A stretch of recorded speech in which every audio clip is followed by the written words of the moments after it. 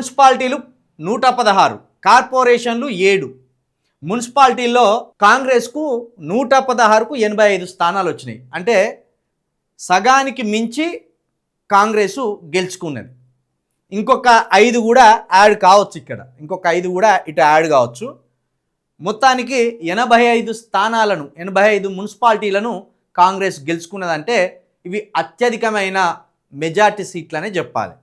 ఇక బీఆర్ఎస్ 15, 20 కూడా దాటలేదు, 15 గెలుచుకున్నది.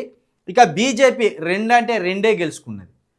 ఇక ఇతరులు 14 గెలుచుకున్నారు. ఇతరులు 14 మున్సిపాలిటీలను గెలుచుకున్నారు. ఇక కార్పొరేషన్లు 7 కార్పొరేషన్లకి ఎన్నికలు జరిగితే బీఆర్ఎస్కు గుండు 0. బీఆర్ఎస్కు గుండు 0. కాంగ్రెస్కు 4 వచ్చినాయి. సిపిఐకి కాంగ్రెస్ పొత్తు పెట్టుకుంటే 1 కొట్టింది. బీజేపీ 1 కొట్టింది బండి సంజయ్ పుణ్యాన కరీంనగర్లో. బీఆర్ఎస్కు గుండు 0, హంగు 1. హంగుతోటి 1 గెలుచుకునే అవకాశం ఉన్నది. ఇక దీన్ని నిన్న కేటీఆర్ సమర్థించుకునే పని చేస్తాను, పరువు పోకుండా సమర్థించుకునే పని చేస్తాను. ఏమంటానంటే గతంలో 2020లో కాంగ్రెస్కు 4 వచ్చినాయి, మాకు 112 వచ్చినాయి అంటాను.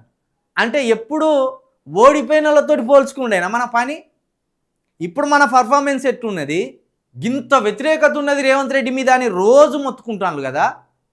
మరి కనీసం సగం సీట్లన్నా రావాలి కదా. 116కు వాళ్ళకి 70 వచ్చినా మీకు 50 అన్నా రావాలి కదా. మరి ఏవి మరి రోజు అంటాను కదా రేవంత్ రెడ్డి రేపో మాపో దిగిపోతాడు, రేవంత్ రెడ్డి సీఎం కుర్చీ నుండి దిగిపోతాడు, ఇక రాబోయేది బీఆర్ఎస్ పార్టీ. ఇవి పార్టీల గుర్తుల మీద జరిగిన ఎన్నికలు, ఇవి ఇండిపెండెంట్ ఎన్నికలు కాదు, ఇవి గుర్తు లేని ఎన్నికలు కావు, ఇవి పార్టీ గుర్తులతో జరిగిన ఎన్నికల్లో కారు తుక్కు అయిపోయింది, యాక్సిడెంట్ జరిగినట్టు అయిపోయింది, తుక్కు అయిపోయింది కారు. మళ్ళీ దీన్ని కేటీఆర్ సమర్థించుకుంటున్నాడు బుద్ధి లేకుండా. ఇది నాయకత్వ వైఫల్యమా, అసలు దేని వైఫల్యం లా అని ఆలోచిస్తలేరు. ఇప్పుడు నిజంగా రైతు భరోసా ఇవ్వలేదు రేవంత్ రెడ్డి గారు, 4000 పింఛన్లు ఇవ్వలేదు రేవంత్ రెడ్డి గారు, ఉద్యోగాలు ఇవ్వలేదు రేవంత్ రెడ్డి గారు, రిటైర్మెంట్ బెనిఫిట్స్ ఇవ్వలేదు రేవంత్ రెడ్డి గారు, కనీసం ఎరువులు ఇస్తలేడు రేవంత్ రెడ్డి గారు.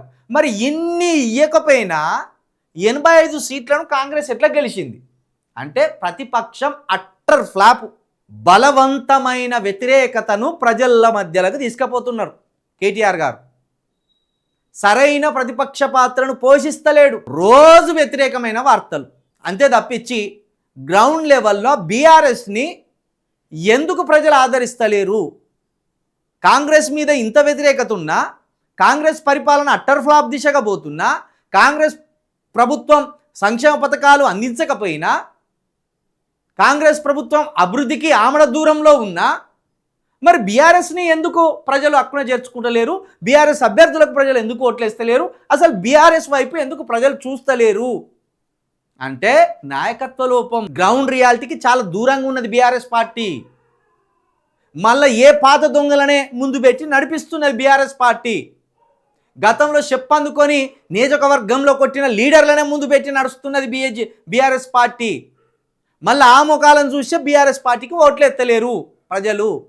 ఓడిపోయిన రాజయ్యను, బానిస రాజయ్యను అక్కడ పెడితే 1 సీట్ రాలే. ఇక బీజేపీ నుండి మళ్ళీ బీఆర్ఎస్లోకి దిగిన ఆరూరి రమేష్, ఇక 1000 కోట్లు దెబ్బతిన్న వ్యక్తులు, వీళ్ళని పట్టుకొని మళ్ళీ ప్రజలలో పోతే ఎందుకు ఎత్తారు? అసలే వాళ్ళు 1000 కోట్లు ఆ 2 దఫాలు సంపాదించుకున్నారు. ఒక్కొక్క లీడరు ఫామ్ హౌజులు కట్టుకొని కులికిన్లు, కానీ ప్రజలకు డబుల్ బెడ్రూమ్లు కూడా ఇవ్వలేదు అనేది బీఆర్ఎస్ మీద వ్యతిరేకం ఉన్నది. అయినప్పటికీ ఆ పాత లీడర్లని మళ్ళీ కొత్తగా ప్రజల మీద రుద్దాలని బీఆర్ఎస్ ఆలోచన చేస్తాం. అక్కడ ప్రతిపక్షమైన బీఆర్ఎస్ పార్టీ ప్రజల మనసును చూరగొంటలేదు, ప్రజల మెప్పును పొందుతలేదు. అందుకే కాంగ్రెస్ మీద ప్రజల్లో సంక్షేమ పథకాలు ఇవ్వకపోయినా, అభివృద్ధి పనులు చేయకపోయినా కాంగ్రెస్ వైపే ఓటర్లు నిలబడుతున్నారు. ఇప్పటికైనా బీఆర్ఎస్కు బుద్ధి రావాలి.